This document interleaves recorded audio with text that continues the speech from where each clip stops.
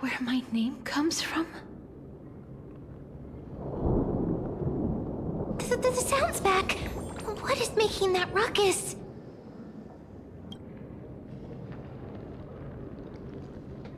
Ah, living ones, don't waste your time bickering. The Netherrealm's wrath is falling upon you.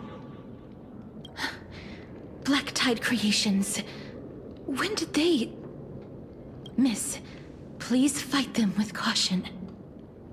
Be careful not to suffer the same fate as those Black Tide creatures!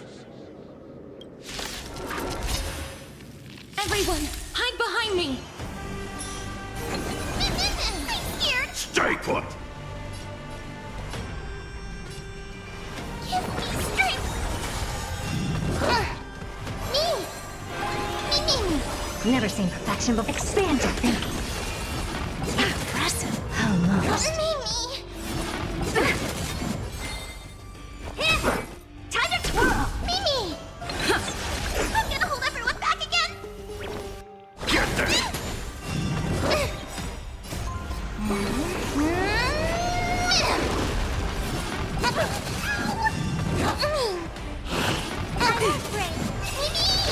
Time to twirl!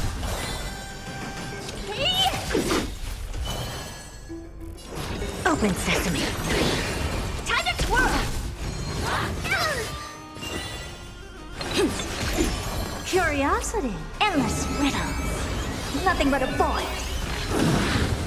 There's so many of them. How are we holding up?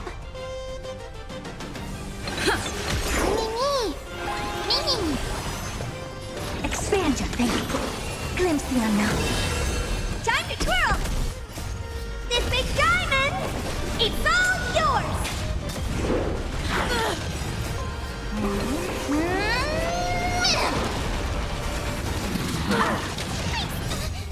Fiends or devils, I'll crush them all!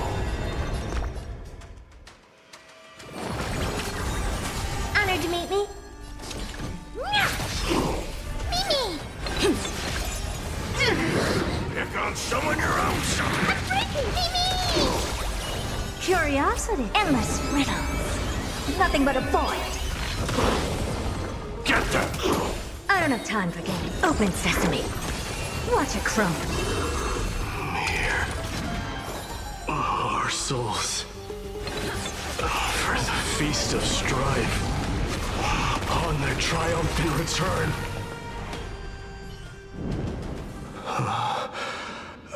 You?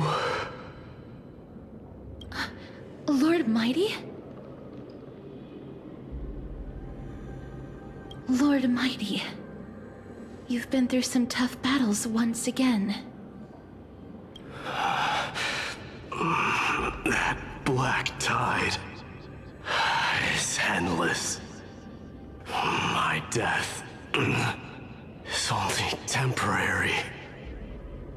I will find my path of return and go back to the world of the living and continue my protection. Lord Mighty, I have always wanted to... Why does death reject you? I'm the one resisting it. I must resist the temptation to go with the flow. I'll go against the current and kill my way out of this cursed nether realm. That is my destiny. It seems like he's completely focused on resisting the temptation of the dead's whispers. He's working hard every minute to deny death. It seems his battlefield is not limited to the world of the living. Lord Mighty, are you willing to travel with us? We're headed for the Matrix inside that tower, to summon Thanatos from their prolonged concealment.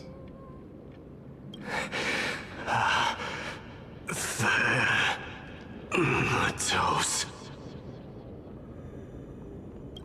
challenge death. That's right. If we can work together and defeat them, you won't have to be troubled by the curse of immortality any longer.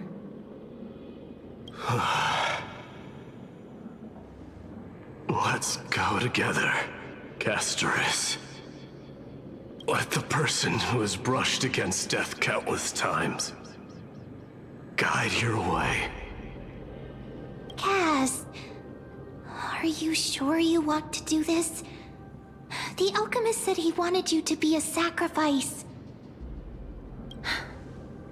I'm not afraid. There's no reason for us to turn back anymore. Rather than standing still, taking action is by far the better option. Perhaps fate might take pity on us today and show some compassion.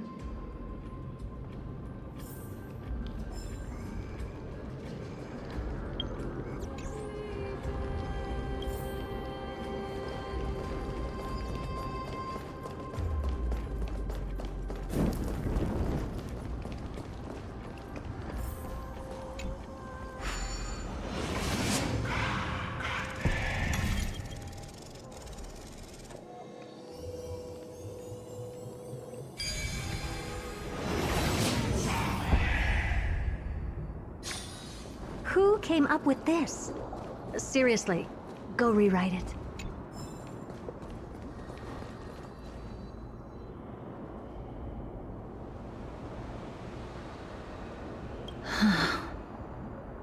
This is going to be difficult.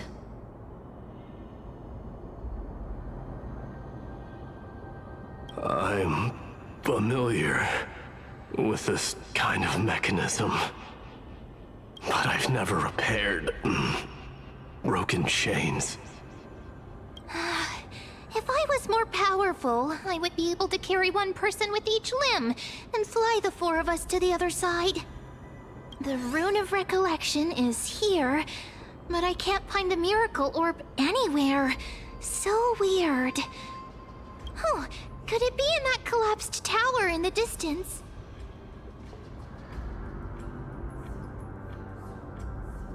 That sounds so weird. Forget it. Just leave it to me.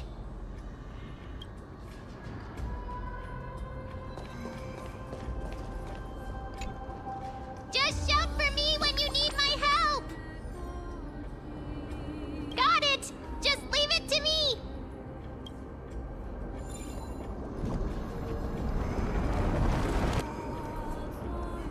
Mem did it!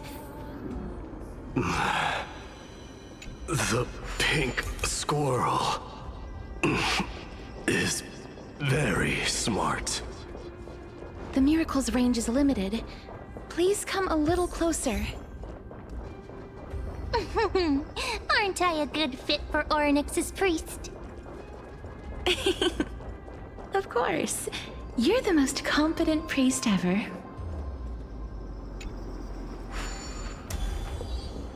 The alchemical matrix should be behind this door. Is that...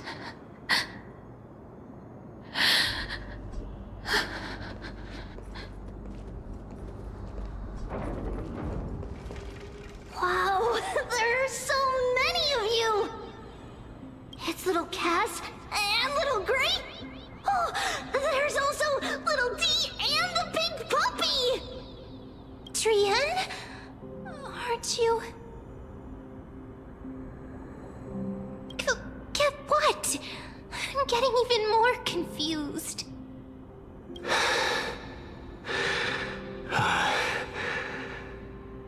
This is the first time I've encountered a deceased friend while going upstream in the River of Souls.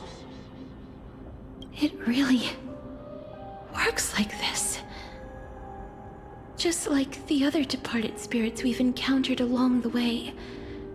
I'm also unable to sense the aura of the living on Lady Trian. Yup, you're right. Trian already knows that she'll not be able to return to everyone's side. But Trian believed that little Cass would eventually return to the Netherrealm. So, Trian has been standing here, at this spot closest to the world of the living, and waiting for little Cass. Oh. It must have been very tough for you.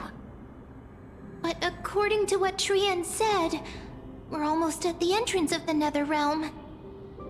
Trian promised Trevi and Trinan that when little Cass got here, Trian would get the gift ready and be the first person to run over and welcome you. So, little Cass, don't cry. Please, accept this. We finally finished it.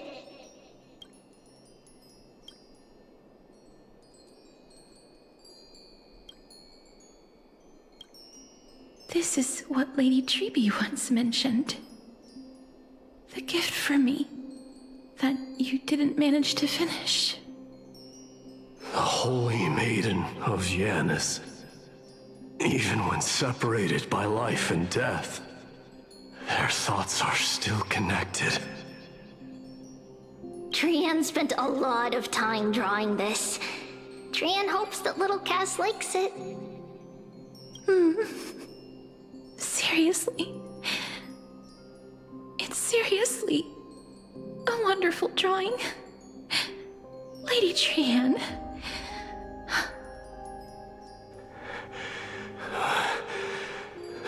This is our flame chase journey. Little Cass, we don't know what your journey was like before. Trevi has always said that it must have been a very harsh and frightening journey. But little Cass no longer has anything to fear now, because everyone is here with you in this flame chase journey! That's right. Only now, when I see Lady Trian's gift, do I realize that I've already obtained so many things I would never have dared to dream of since I embarked on the flame chase journey. It's the first time I've gained so many companions. The first time I picked up the hobbies of crafting and photography. The first time I had dinner with someone else. The first time I went to the market to buy the Chimera doll I'd liked for a very long time and hugged it to sleep. The first time I wore a dress personally made by Lady Aglaya. The first time I went for a walk with Lady Trebi, Lady Trian, and Lady Trinan. The first time I enjoyed the night breeze and looked up at the stars with Miss Hyacin. The first time I took care of Dromesis with the Trailblazer. Looking back at all these experiences I never thought were possible, it feels as though the scales of my life had shrunk from centuries and decades down to minutes and seconds. And all of them are so precious. I took countless photos in the past, but they're all black and white landscapes. I don't have a single one with friends. If I had known, I would have taken more pictures.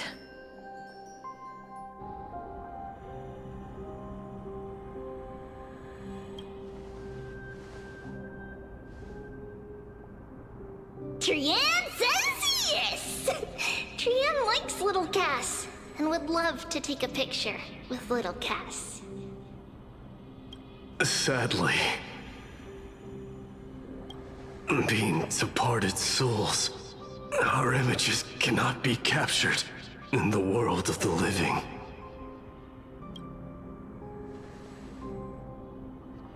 I thought so too.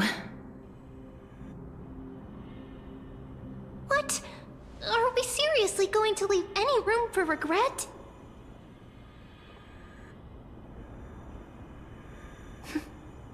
There won't be any regrets. This vivid drawing surpasses any photograph from the world of the living. Little Cass smiled. Trevi, Trinan, and Trian's wishes finally come true!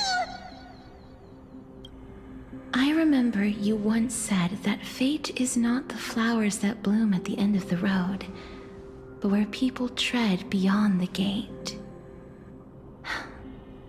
Now, the path that belongs to me is about to reach the end. Thank you for bringing me the final key. Key?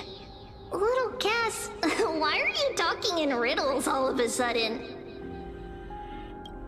I have a feeling that soon, this gift of yours will become the key to saving Mrs. Life. Wow, that's amazing! Then keep smiling and carry on bravely! Little Cass, Little Gray, everyone, see you tomorrow!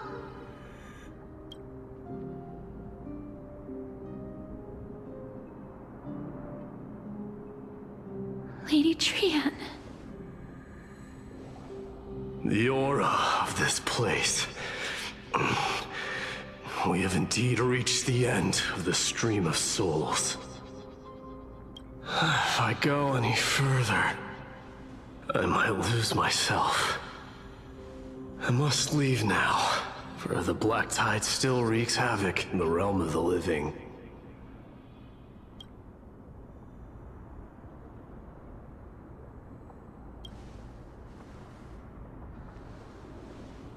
I have broken free from the chains of death countless times.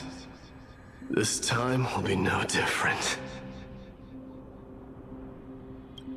Castorus, will you fulfill your duty for the flame chase? I have yet to make my decision, Lord Mighty.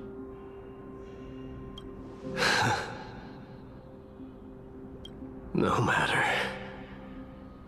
Make the choice your heart desires. Even if it takes 1,000 years of waiting. I will continue to fight till I die. Then rise from death. Till the miracle descends.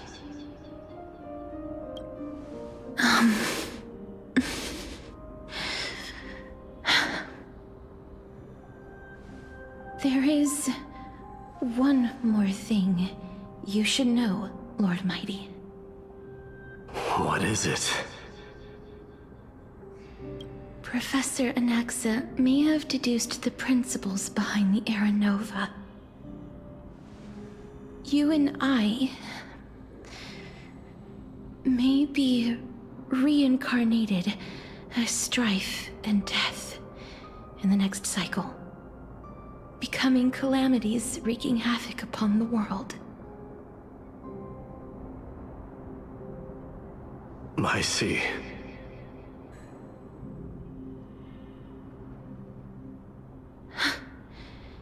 Is that all? Are you going to accept such a fate without complaints? Do you have a strategy to shatter the shackles of our fate? I haven't found it yet. Perhaps I never will.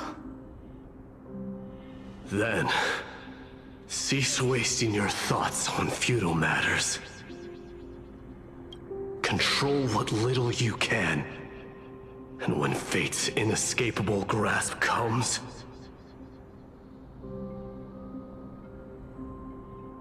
resist it with the strength of your mighty will.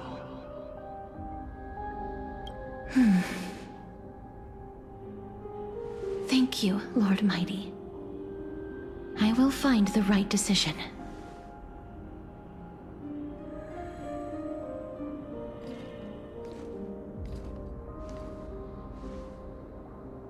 In the name of strife, may you meet a fitting end.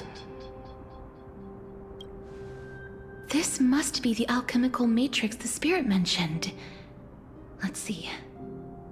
We need to insert Aquila's sky, Georios' earth, Kefali's fire, Fagusa's ocean, and Nestia's love. It seems our sweet Princess Homebody has made up her mind. In that case, seamstress, I suppose I no longer need to deliver your message. My time is rather precious after all. Whether you wish to break free from death or not, please, follow your heart. By the promise you once made, I ask that you fulfill your duty one final time. Castorus, please, live as a human, and die as one. According to that alchemist, the final piece is supposed to be me. However, he is not privy to the past, and therefore cannot see the full picture. The past? I saw the twins of death in Kethely's memory, and now I am certain that I was one of them. The trial of the Hand of Shadow demanded taking the life of your family. I died during that trial, falling before the gate to the new world. And my sister, whom I never met, became the Titan Thanatos of this cycle. She was consumed with regret over my death, so she used the Titan's authority to reforge my soul. Yet, it also means she has never revealed herself to anyone, hidden away from the entire world. That's because the Titan she became already fell at the start of everything. They died for me, and now lie in slumber in the River of Souls. You mean... Pollux? That's right. The River of Souls is no material river. It cannot be blocked by ordinary means. Only a divine corpse can prevent the dead from reaching the next world. And that's why... we have to awaken Pollux from death before we can retrieve the core flame of death. We have to reforge its body with the power of alchemy. But Cass, if that alchemist speaks the truth, does that mean you're also part of the dragon body? According to those departed spirits, I was indeed born as the dragon's twin. But before we talk about that, have you heard the sighs?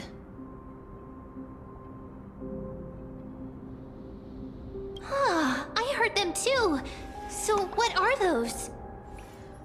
I think it's probably the sign of Pollux's wish being fulfilled. They must have realized how heavy a price they'd need to pay when they used their divine authority to resurrect a dead woman. That's why they exerted every ounce of their strength to send me to Styxia, a city that called for death, a land where none is hostile to death. They never saw their wish fulfilled and fell so prematurely, all because they wanted to give me a new life. Pollux must really want to know how their sister has been after giving their all to save her. That wish is the reason Pollux's soul still lingers in the mortal realm even after their fall, quietly watching and documenting every detail of their sister's life. So instead of picking up objects on the way here... We were instead showing things to a strand of yearning that lingers here. Now, we must weave these yearnings together and restore them into Pollux's complete soul. But all of this is just a hypothesis, right? What if we go through with the ritual and it turns out totally different? That's fine. As Professor Anaxa often reminds us, such is the nature of alchemy. The true outcome can only be known once the process is complete. This is why alchemy is also known as the miracle of creation. Now, the puzzle of Pollux's yearnings is nearly complete, with only one final piece remaining. I shall reveal what they have been yearning to know in the alchemical matrix. I will show them my whole life since I left Styxia. Lady Trienne has already drawn a picture of my entire life, and it is now in my hands.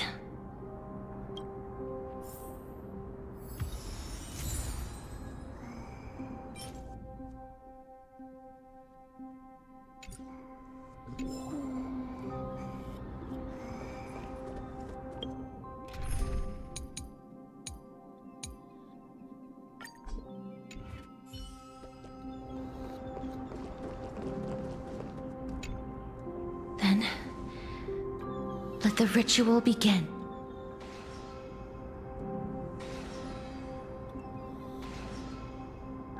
And now, the objective is complete.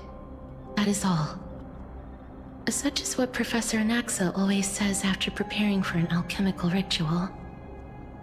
And now, Pollux, I shall lift you from the river of souls and reforge your soul. Perhaps you will be disturbed by this, and your body may become horrifying to behold. But if even the slightest trace of your soul remains, the soul that once ferried me to this side of the shore, then please, look at me. I wish to thank you in person. I have obtained everything you sacrificed your divinity for. Lady Almanette. Did she recognize you? Oh, she must be the first soul we can communicate with here, right? I'm afraid she is just another spirit trapped here, like the rest of them. The only difference is that I was there when she died. Please, go on. I'm listening. Are you about to tell the story of Styxia? Yes.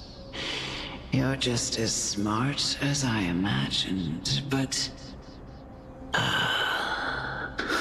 never mind. Now's not the time. There's no need to worry, Elder. Take a look around you. You're already at the resting place of the dead. The world of the dead? But how? I understand that you chose to remain silent about the story to protect Casterus, the girl who coexists with death. But you no longer need to hide that story. I can assure you that you have protected that girl's life well. Oh. Well, in that case, let me begin. Styxia, the pearl of the ocean, plagued by unwarranted calamity and ravaged by death in the fairy tale. It was the first city-state to shift their faith towards death, even before Idonia did. From where you stand now, I suppose that's a bit hard to believe. Right? Indeed. I cannot imagine that those from the Era Chrysia, blessed with eternal life, could ever yearn for death. I have pondered the same question, child. But I am afraid there is no clear answer to it. Journeys and epics are only glorious and magnificent because all things eventually fade to dust. That's how someone once explained to me why death is necessary to the world. But I still can't take that as the final answer. Would a world without journeys and epics be worse off?